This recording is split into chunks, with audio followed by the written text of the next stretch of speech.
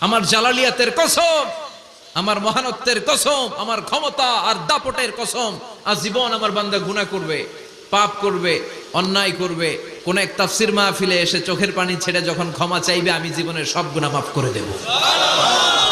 আমি আমার বান্দার জীবনের সব গুনাহ মাফ করে দিয়ে জান্নাতে ঢুকায় দেব। তখন তুই কি করবি?